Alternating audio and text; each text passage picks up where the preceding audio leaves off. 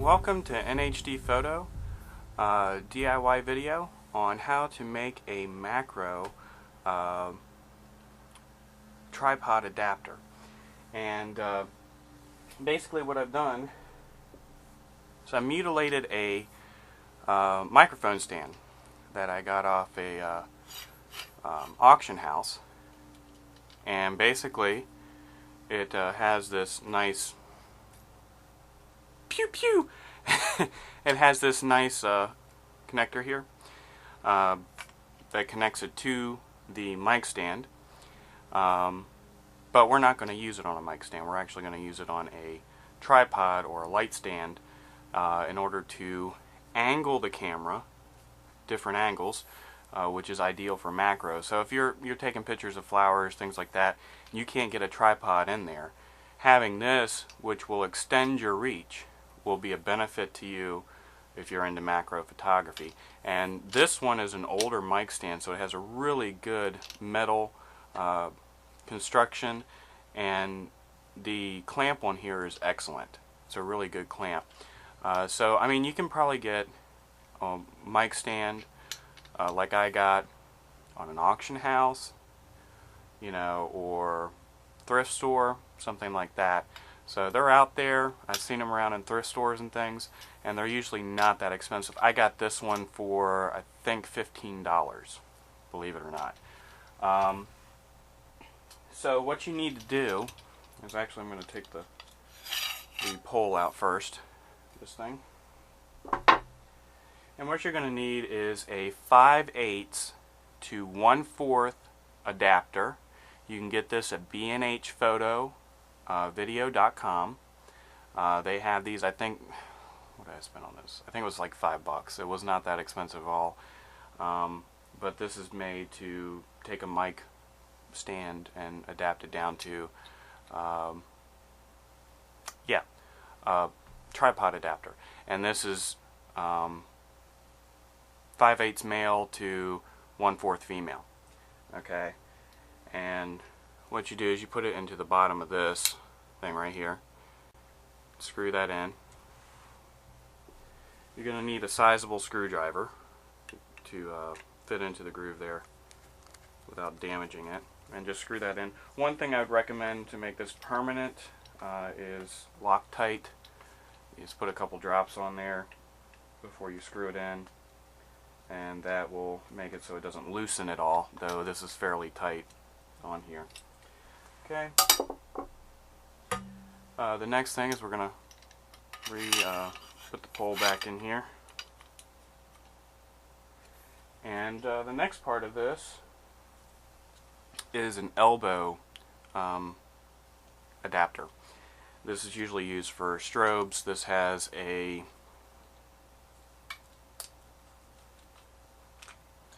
clamped tripod mount in here. So it's a clamp base to tripod. Clamp that in there into this part here on the top part, and then you're going to take the other end of this, and you can get these pretty much at any photo website, B&H Photo Video, Amazon, any place. I'll put up some links for different ones, but this goes onto the end of here. Sorry, this is really long, small rim. So this is the grip end of this. The other end, where the mic usually goes, is where you're going to clamp this. You just first you get it on there, then you clamp it down. And with the size of the pole, it clamps fairly decent. It's on there good, because you're attaching your camera to this, so you don't want this to fall off. I got this for free from a friend that didn't want any more because the handle broke. But you can still tighten it, so it's good for me. Alright, so now you're all ready. Just clamp this down, so I have this ready. I have my light stand that I'm going to use with an adapter on the top. And what would be better, so that the pole's not swinging around, I'm going to kill somebody, or kill my camcorder. There we go. Take that off. And we'll just screw this in here on the top. And this is just for demonstration purposes, because what I would recommend is using a steel tripod. I don't know if I mentioned that before. But a steel tripod for this, because if you use an aluminum one, they're not as sturdy, and you may it may buckle under the weight because you are extending this out. So you're making a lever. So basically you're putting a lot of torque on your stand or your tripod, and you need something that can handle that. You know, a nice steel tripod, which is not going to run you, it's going to run you quite a bit of money, excuse me, you know, would be a good alternative. Though you can get vintage ones offline for relatively cheap. Yeah, I've seen some decent ones for not too much money. But anyway, so you're going to put this all back together once you get it all set up. It won't go anywhere. But there you go, that's on there. And then you can lower it or raise it, you know, depending on what you want. Then you can change the depth, you know, you want to extend it or bring it in of this. Tighten all this down. I mean, it's a very sturdy stand. And I'm going to put my 40D, which is quite weighty, on here.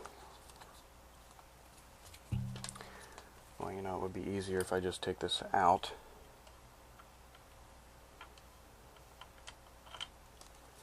Actually screw it into the bottom.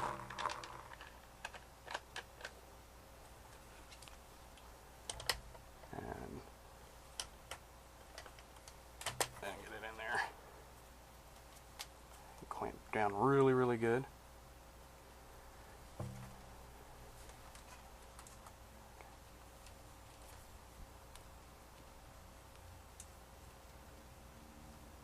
Okay. And let's see if we can get far enough back. Oops. I was able to clamp this tighter. Might have to get some clamps for it. But there you go. So now, this is putting a lot of stress on this. You have an adapter for doing macro. Of course, this is going to work a lot better on a regular stand, on a regular tripod, than it would this, but this is just for demonstration. Give you an extended arm so that you can get those macro shots that you want, and you can, again, change the depth. I'm going to move up here, and there you go. So you've extended the camera out. I'm going to lock that down a little bit more. You've extended the camera out. You can have a trigger switch if you want on it, but the main thing is that you can get into those shots that you want for macro. And for this whole setup, you're probably looking at around $30 or so. It's not going to be that much, but this is a decent rig. So yeah, that's pretty much it. Just need a elbow bracket, a mic stand that you can get online at an auction house for relatively cheap, a 5/8 to 1/4 adapter, and either a light stand that's steel or a tripod that's steel. And with that, you have a macro rig. The only thing is, if you do go with a steel tripod, that's going to run you around $100 or more. They're usually not that cheap.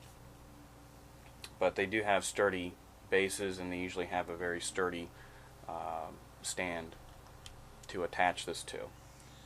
So that's it. This is a DIY of the macro rig. Hope you enjoyed, and please visit my website, nhtphoto.com. Thank you.